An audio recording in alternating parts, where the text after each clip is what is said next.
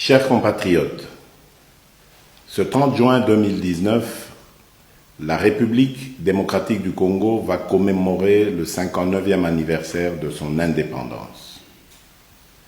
Dans des circonstances normales, nous nous serions réjouis, tous ensemble, en évoquant notamment les hauts faits des hommes et des femmes qui se sont sacrifiés pour que notre pays puisse accéder à la souveraineté nationale et internationale. Tout en ayant une pensée pour ceux des pionniers de l'indépendance qui nous ont quittés et ceux qui sont encore en vie, les Congolaises et les Congolais ne peuvent que se rendre à l'évidence.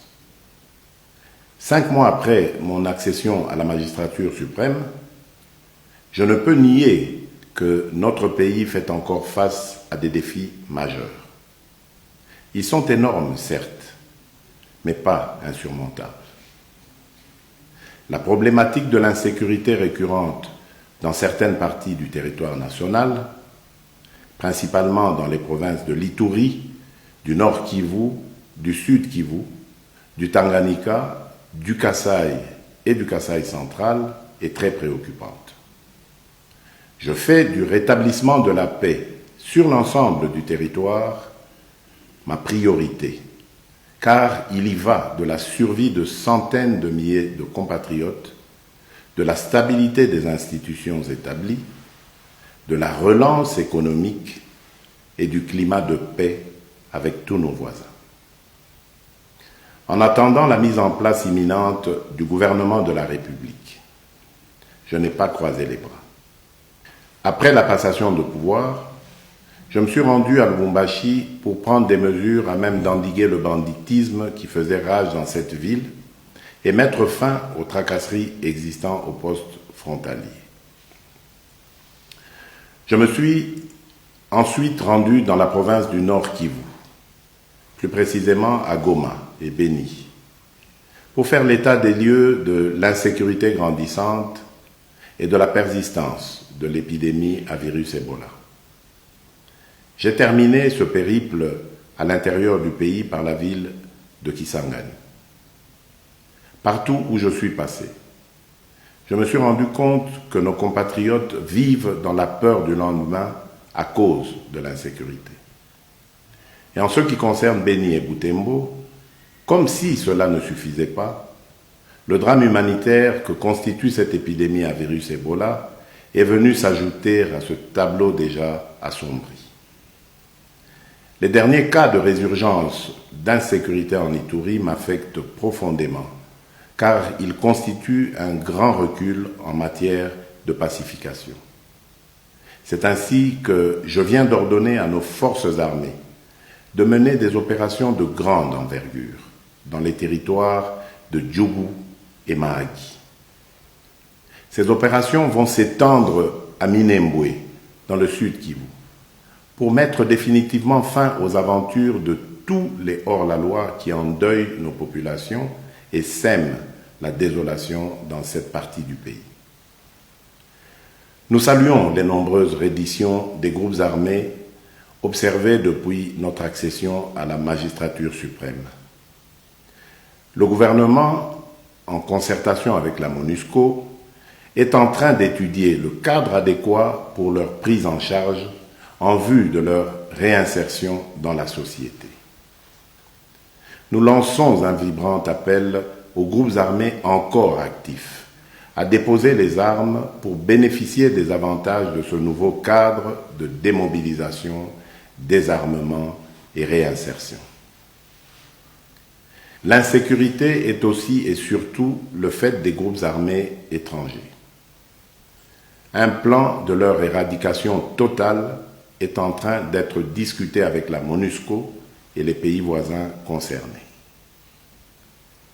Chers compatriotes, en signe de solidarité avec nos compatriotes de Beni, Bunia, Mahagi, Djougou, Butembo, des villes environnantes et des autres contrées du pays touchées par l'insécurité, j'ai décidé de commémorer ce 30 juin dans la province de l'Ituri. Ma présence dans cette province s'explique par un souci de compassion envers des milliers de familles congolaises endeuillées. Chers compatriotes, mon propos d'aujourd'hui ne constitue pas un bilan à mi-parcours du chef de l'État. Cependant, il est de bon ton, après 5 mois à la tête du pays, que je vous dise ce qui revient à l'actif de mon administration. S'agissant du social, j'ai entrepris, dans le domaine de la santé, de mettre en œuvre des mesures qui produiront des effets bénéfiques à l'ensemble de la population à court terme. Ces mesures sont mises en place de manière progressive. Il en est ainsi de la gratuité des soins de santé au profit de nos hommes de troupe, ce qui constitue un prélude à la couverture maladie universelle que j'ai annoncée et à laquelle plusieurs partenaires extérieurs ont adhéré, promettant leur accompagnement.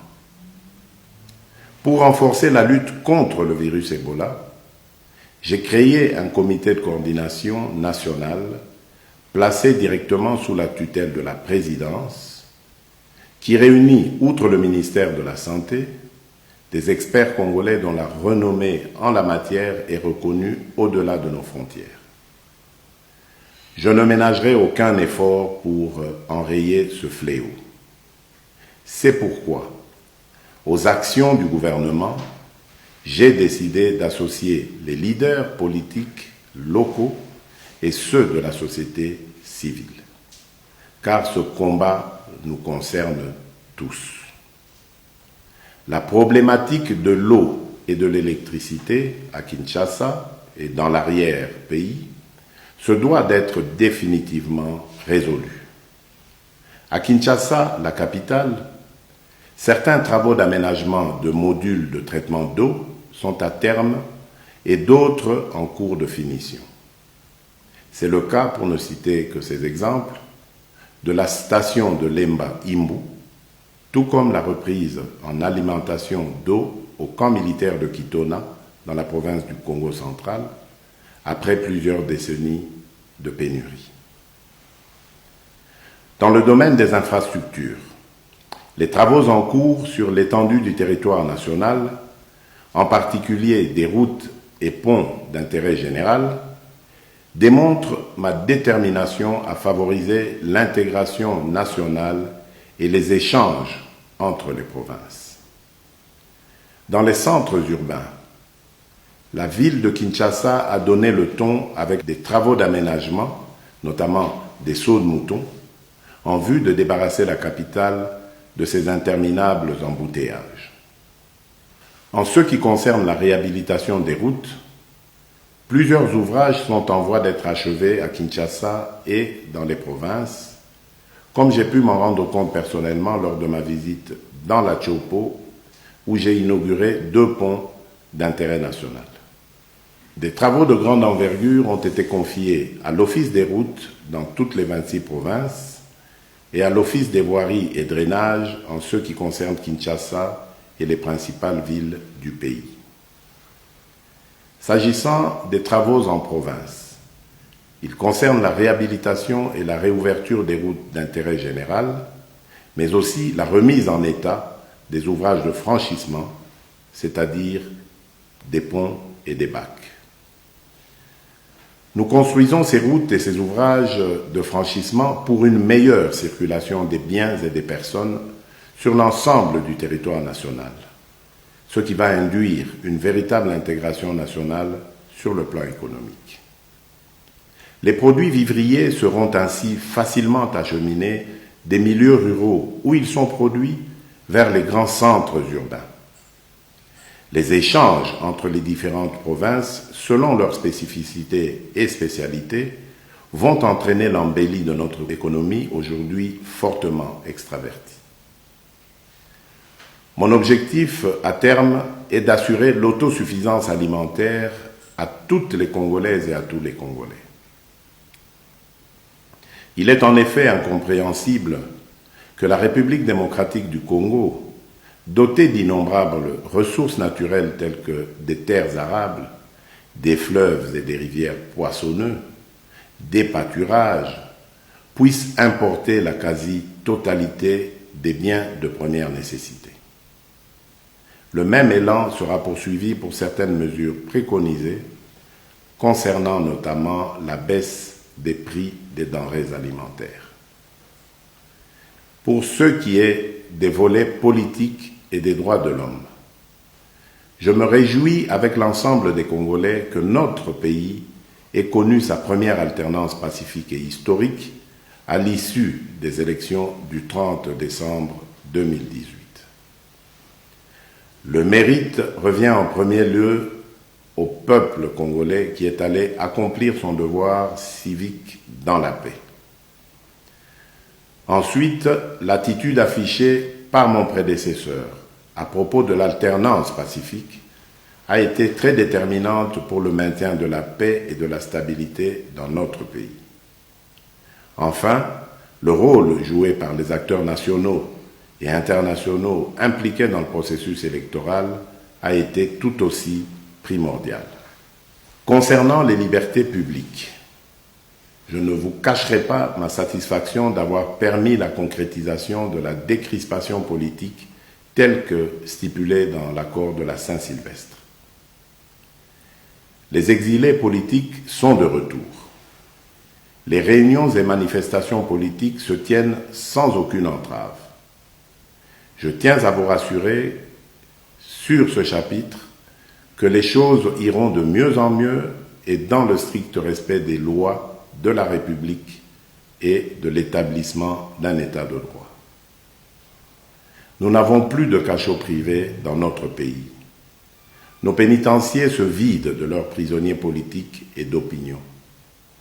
Plus de 700 prisonniers ont pu être relaxés, comme vous avez pu vous en rendre compte avec la libération notamment de certains cas dits emblématiques. Et pour respecter les standards dans le milieu carcéral, j'ai décidé de l'assainissement des prisons qui sont devenues de véritables mouroirs et de l'augmentation de leur capacité d'accueil. C'est dans ce cadre que les travaux entamés au niveau du centre pénitentiaire de rééducation de Kinshasa, communément appelé prison de Makala, constituent la première étape. Si toutes les manifestations publiques qui se sont tenues jusqu'à ce jour n'ont connu aucun mort, aucune arrestation dans les rangs des manifestants, il est cependant déplorable de constater que ce sont des éléments de la police nationale qui se retrouvent agressés ou grièvement blessés. C'est le cas de la dernière manifestation organisée le 23 juin dernier à Kinshasa. Je me suis personnellement rendu au chevet des victimes d'actes de vandalisme commis par des inciviques, des manifestants mal encadrés qui n'ont pas hésité à s'attaquer aux ouvrages publics, aux paisibles citoyens et à leurs biens. Ceci doit prendre fin et la loi doit s'appliquer dans toute sa rigueur, car je refuse que certains leaders mal intentionnés puissent confondre démocratie et anarchie. Pour renforcer la protection des droits humains, j'ai créé récemment un organisme chargé de lutter contre la traite de l'être humain. Toujours sous ce chapitre, il n'est pas vain de signaler que toutes les tendances politiques ont désormais accès aux médias officiels, notamment la radio et la télévision nationale congolaise, RTNC en sigle. Mes chers compatriotes, 5 mois après mon avènement au pouvoir, je ne peux produire de miracle. C'est pourquoi je fais appel au patriotisme de tout un chacun pour les nombreuses réformes à réaliser en vue de répondre aux besoins multiples et variés de la population. Si nous adhérons tous à la vision selon laquelle tout doit être fait et doit revenir d'abord au peuple, celui-ci a aussi sa part de responsabilité, particulièrement dans le changement des mentalités. Dès lors, je vous exhorte tous à regarder dans la même direction. Notre pays ne pourrait qu'en retirer le plus grand bien. De nouvelles opportunités s'offriront aux Congolais. À la faveur de l'amélioration en cours du climat des affaires, la diversification de notre économie attirera de nouveaux investisseurs. Des emplois seront créés au profit des chômeurs et surtout de nos jeunes. Chers compatriotes, enfin, s'agissant de la diplomatie et de la coopération régionale, dès ma prise de fonction, j'ai procédé à la réouverture de la maison Schengen pour normaliser nos relations avec l'Union européenne, qui est un partenaire traditionnel de notre pays. J'ai organisé un premier déjeuner diplomatique. J'ai décidé d'échanger régulièrement avec tous les ambassadeurs accrédités dans notre pays. C'est dans ce cadre que j'ai reçu au mois de février dernier tous les ambassadeurs pour parler avec eux de ma vision en politique étrangère. Dans ce même cadre, j'ai tenu à mettre en place des déjeuners diplomatiques, dont le premier s'est tenu avec les ambassadeurs de l'Union européenne et du Canada. Cet exercice va se poursuivre avec les ambassadeurs des autres pays. Dans ce domaine, ma politique sera celle de l'ouverture au monde dans un partenariat gagnant-gagnant. Quant à la coopération régionale, la position géographique de notre pays, située au carrefour de plusieurs organisations sous-régionales, lui confère un rôle majeur dans l'intégration africaine préconisée par les chefs d'État regroupés au sein de l'Union africaine. L'intégration africaine étant l'objectif ultime, j'ai entamé des voyages au niveau de la région pour partager cette idée avec mes pairs. Cette démarche consiste à réaliser d'abord l'intégration au niveau de chaque sous-région avant sa consolidation au niveau continental. C'est dans ce cadre que mes visites m'ont déjà permis d'échanger avec les chefs d'État de l'Ouganda, du Rwanda, du Burundi, de la Tanzanie, de la Zambie, de l'Angola et du Congo, en ce qui concerne nos voisins. À cette liste s'ajoutent mes fructueuses rencontres avec les chefs d'État du Kenya, de la Namibie, d'Afrique du Sud, du Gabon et de la Guinée équatoriale. Avec les uns et les autres, nous avons compris que nous n'atteindrons pas cet objectif d'intégration africaine et du développement de notre continent si nous ne menons pas un combat farouche contre l'insécurité et les différents conflits qui déstabilisent l'Afrique. Ceci n'est possible que par la construction d'infrastructures transnationales, les routes, les chemins de fer, les voies aériennes, les voies fluviales et maritimes, et par l'élimination des barrières douanières. Toujours sur ce chapitre de la diplomatie, je voudrais aussi souligner mon dernier passage à Washington, où j'ai eu des discussions avec la directrice générale du Fonds monétaire international. Ces discussions ont débouché sur une mission de cette institution à Kinshasa au titre de l'article 4. Le rapport de cette mission augure la reprise des programmes avec le FMI, qui est une bonne chose pour l'économie de notre pays. Avec la Banque africaine de développement, je voudrais d'emblée remercier le président de cette institution, mon frère Akinwumi Adesina. Au cours de nos échanges, il a clairement indiqué sa satisfaction concernant l'assainissement du cadre macroéconomique et a également promis le soutien de son institution aux différents projets de notre pays. Je voudrais aussi dire qu'au niveau de la Banque mondiale, je viens de recevoir à Lubumbashi le vice-président de cette institution financière internationale, avec qui nous avons partagé des vues communes sur la reprise de leur programme en République démocratique du Congo.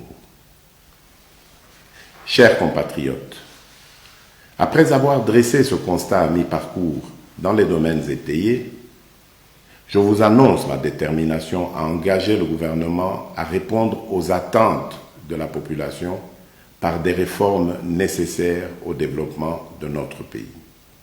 Ainsi, la promotion des droits de la femme est un critère qui rentre en compte pour ce faire. C'est pourquoi je demanderai au Parlement de réfléchir sur un système de quotas, aussi bien dans les assemblées électives que dans l'administration, à réserver d'emblée aux femmes afin de renforcer leur participation active dans la société. De la même manière, je prendrai des mesures pour lutter contre le chômage des jeunes. Des mesures incitatives seront prises en faveur des entreprises qui vont employer des jeunes. Un fonds de garantie sera créé pour leur permettre d'accéder au crédit bancaire tout en bénéficiant d'un accompagnement dans la gestion de leurs projets. J'envisage également une profonde restructuration du service national et le renforcement du rôle de l'INPP, l'Institut national de préparation professionnelle, pour prendre en charge les jeunes désœuvrés et favoriser leur réinsertion dans la société. Chers compatriotes, la lutte contre la corruption et pour la bonne administration de la justice sont des gages de bonne gouvernance. Sans une justice équitable, il est inutile de parler d'état de droit. La justice élève une nation, dit-on. Cette parole biblique doit nous inspirer dans notre quête d'une justice plus juste qui serait rendue par des juges intègres. Je prends l'engagement et réitère en tant que magistrat suprême mon vœu de nommer des hommes et des femmes intègres afin qu'ils redorent le blason terni de notre justice. Une autre grande réforme devra viser le système électoral dans la mesure où celui qui est en vigueur a montré ses limites, plus précisément en ce qui concerne le mode de désignation des sénateurs et des gouverneurs. Chers compatriotes, au moment où nous déplorons l'insécurité dans les 6 provinces précitées, voilà qu'un autre drame vient durement assombrir cette journée anniversaire de l'indépendance avec l'effondrement d'une mine à Kolwezi qui a causé plusieurs victimes parmi nos concitoyens. Après avoir ordonné une assistance aux familles éplorées, je leur présente mes condoléances les plus attristées. Par ailleurs, je viens de diligenter à cet effet une enquête pour établir les responsabilités dans ce drame. Chers compatriotes, ce 30 juin est le premier que je célèbre avec vous en tant que chef de l'État. Je l'ai voulu moins fastueux et plus dans la méditation et la prière, ce qui nous permet à tous de faire l'état des lieux afin de mieux nous projeter dans l'avenir. Un avenir que je veux radieux et prospère pour tous les Congolais.